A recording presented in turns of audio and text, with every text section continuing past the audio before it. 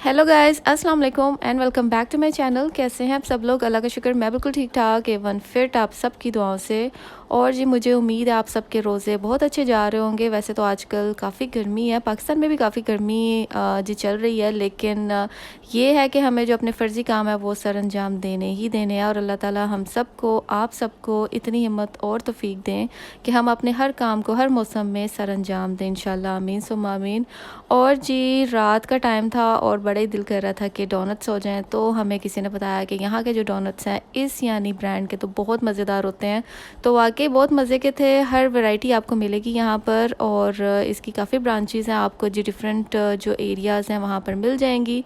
और जी यहाँ पर मैंने ले लिया है जी चॉकलेट डोनट। चॉकलेट वैसे कभी कभार मीठा खाने को दिल करता है क्योंकि पूरा दिन रोज़ा रखा होता है, तो वैसे तो मीठा बहुत कम बनता है हमारे घर। और वो इसलिए भी कम बनता है कि आपको पता है मीठे के जो नुकसान है ना, वो नुकसानातों से बचने के लिए हम लोग मीठा ज़रा कम ही बनाते हैं। बाहर से खा लिया, जो थोड़ा बहुत खा लिया, लेकिन घर में बिल्कुल नहीं बनाते स्पेशल। बस घरों में वही मीठा बनता है जैसे कि जी कोई हलवा बन गया, कोई ऐसा मीठा हो गया कि जो स्पेशल ओकेजन पे बन गया। लेकिन डेली का डेली मीठा जो है ना खाना, वो अच्छी बात नहीं है। और वैसे भी आजकल रमज़ान है और खजूर और फ्रूट्स, इनका तो जो मीठा ना वो वैसे ही आप इनटेक कर ही रहे हैं डेली बेसिस पर। तो जी उसके बाद दिल आया था ट्विस्टर पर, और ट्विस्टर खाया। और उसके बाद ये है जी नेक्स्ट डे हम लोग का आज प्लान था बारबेक्यू का।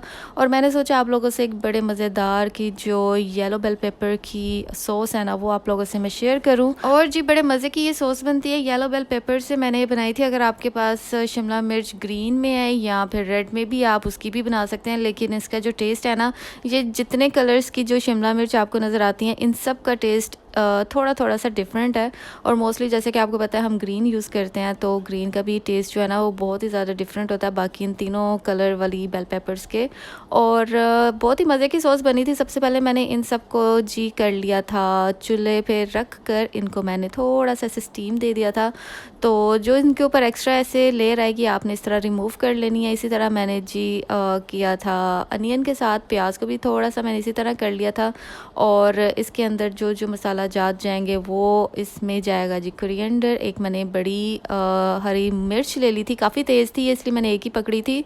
और 1 फुल लेमन और गार्लिक के थोड़े से जवे। तो जी इन सबको हम अब इस ब्लेंडर में कर लेंगे मिक्स। और मिक्स करने के बाद जी एंड में क्या क्या शामिल होगा वो सब मैं आपको आगे जाके दिखाऊंगी। Till then enjoy my video.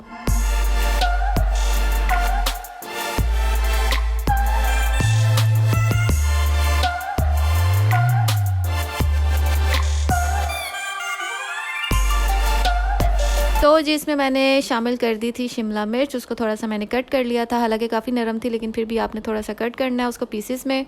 उसके बाद जी लहसुन के जवे और जो प्याज था उसको मैंने कट करके डाल दिया था, हरा धनिया, इसके बाद हल्दी, गरम मसाला, नमक और थोड़ा सा ऑलिव ऑयल। और उसके साथ थोड़ा सा, बिल्कुल थोड़ा सा हमने पानी डालना है ताकि अच्छे से ये ब्लेंड हो जाए। और जी लास्ट बट नॉट लीस्ट हरी मिर्च हमने शामिल करनी है। मिर्च और नमक आप लोग अपने हिसाब से जी शामिल कर सकते हैं। अगर आपको ज़्यादा स्पाइसी चाहिए तो आप जो हरी मिर्च की मिकदार है वो थोड़ी सी बढ़ा सकते हैं। और नमक का भी जी जो इस्तेमाल वो ज़्यादा कर सकते हैं अगर आपके घर में नमक ज़्यादा चलता है। वैसे तो कोशिश करें जो नमक, मिर्च और मीठा ये थोड़ा सा आप लिमिटेड रखें, ताकि जो आने वाले दिनों में आपको जाके पता चलता है जो आपकी बॉडी में चेंजेस आती हैं ना, स्टार्ट होने लग पड़ती हैं चेंजेस, वो इसलिए स्टार्ट होती हैं क्योंकि हम लोग जो पहले ओवर कुक्ड फूड खाते हैं या फिर ओवर मसाले खाते हैं, तो आखिर में जाके आपकी बॉडी जो है ना वो चेंज जो है वो देने लग पड़ती है, वो आपको साइन देने लग पड़ती है कि अभी आप में ना जो बॉडी में वो मसला आ रहा है। तो किन चीज़ों पे आता है, अब अपनी उसी टाइम डाइट देखा करें, आप देखा करें नमक मिर्च ज़्यादा तो नहीं आप खा रहे हैं, कोई ऐसी चीज़, या तेल का इस्तेमाल तो नहीं ज़्यादा कर रहे। वैसे रमज़ान है, रमज़ान में तो एक महीने में आपको पता है तेल जितना भी हम कम करना चाहें नहीं होता। कभी कभार अगर 1-2 दिन आप स्किप भी कर दें तो थर्ड डे तो मस्ट आपको तेल से बनी हुई चीज़ तो खानी पड़ ही जाती है। तो जी अब आ जाते हैं हम अपने मेन टॉपिक की तरफ, जो कि है औरत पर हाथ उठाना।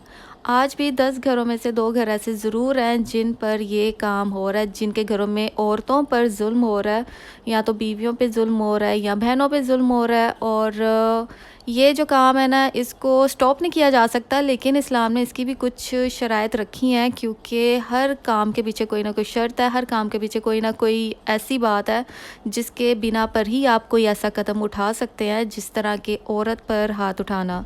औरत पर हाथ उठाने की कुछ शराइत है जिनमें से अगर तो आपके घर वाले यानी कि औरत के ससुराल वाले उसको दिमागी तौर पर टॉर्चर नहीं कर रहे या मार पीट नहीं रहे या फिर गाली गलौच नहीं कर रहे, तो इस सूरत में आदमी क्या कर सकता है, औरत का जो हस्बैंड है वो क्या कर सकता है, उसको पहले तो प्यार से समझाए कि जी ना ये काम किया करो, ना बदजुबानी किया करो। और अगर वो फिर भी ना माने तो कुछ दिनों के लिए आदमी अपनी बीवी से रूठ जाए, उससे बात ना करे, सीधे मुँह ना बात करे। अगर वो कुछ बात करे, कुछ कहना भी चाहे तो ना सुने उसकी, तो जी इस तरह वो रूठ सकता है। हो सकता है इस मरहले पे आके थोड़ा सा जी अलर्ट हो जाए या समझ जाए। अगर तो फिर भी ना समझे, अगर फिर भी ना समझे तो जी उस सूरत में वो उस पर तब हाथ उठा सकता है जिसमें उसको कोई तकलीफ़ ना आए, कोई नुकसान ना पहुँचे। ये नहीं कि हम जिस तरह जानवरों को मारते हैं, जूते मार दिए, या जिस तरह हम उन पर जुल्म करते हैं, अब तो जानवरों पर भी हम बिला वजह कोई जुल्म नहीं कर सकते, उन पर भी